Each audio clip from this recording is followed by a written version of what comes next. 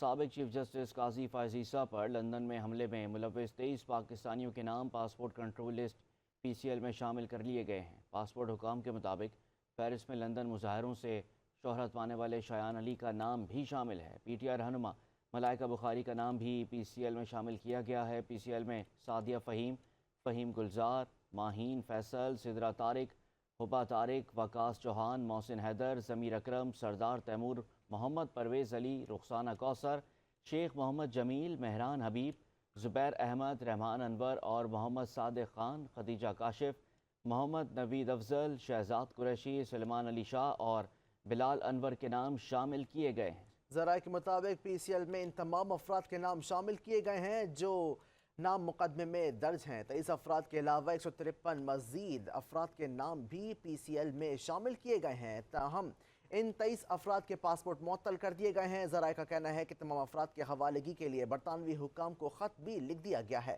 پاکستان لائے جانے کی صورت میں ان افراد کو گرفتار کر کے شامل تفتیش کیا جائے گا۔